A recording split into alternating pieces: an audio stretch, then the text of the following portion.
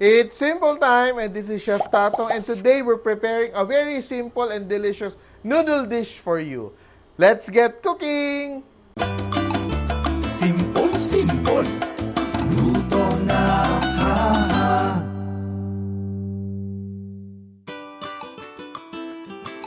So today we're making Hong Kong style noodles with a sweet spicy sauce na sobrang easy to do. But we have to start off by cooking our Hong Kong style egg noodles. So ito, it's really dry and dense. Ito yung favorite ko, ito yung Master Lou's authentic Hong Kong noodles. So while my noodles are, boiling away, I'm going to prepare my sauce. My sauce is so simple to do. I have 4 tablespoons of oyster sauce, 2 tablespoons of soy sauce. Yan, soy sauce. 4 tablespoons of honey. So ito, medyo matamis-tamis ito. Mix everything together. And I have 2 tablespoons of sesame oil. And of course, lalagyan ko ng sweet chili garlic sauce. Ito yung pwedeng sa siomai, no? Yung mahilig tayo sa mga side. 4 tablespoons of this sweet chili sauce. Yan. It's ready, no? Sobrang bilis ng aking sauce, aking seasoning. So, my noodles are almost done. No?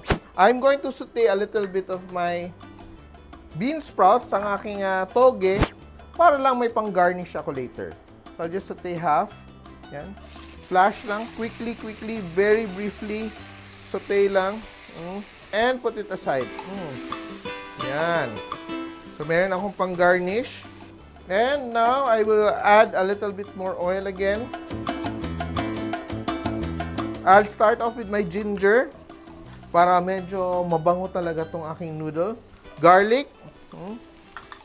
Of course, I will add my dried shiitake mushroom. It's very important to saute your shiitake mushrooms to really bring out the flavor. No? Yan. And of course, I add my carrots and my onions. Toss. And my shrimp. Saute very briefly. Yan. And add my noodles. Yan. Before everything is cooked, I already add my noodles. And I'll just add my noodles. I really love this. Ang ganda ng bite niya. Very simply, add my sauce. No? Now also very savory because of our oyster sauce.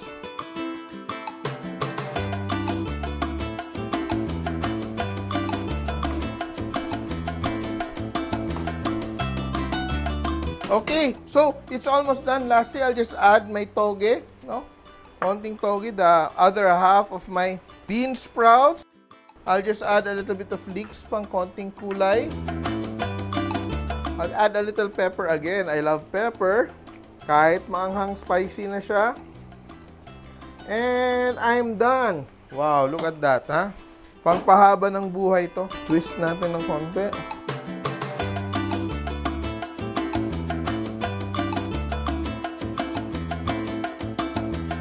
Look at that, that was so quick to do.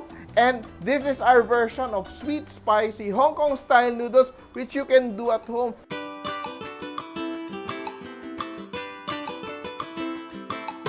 Kaya tandaan nyo, kahit sino kaya magluto, basta simple!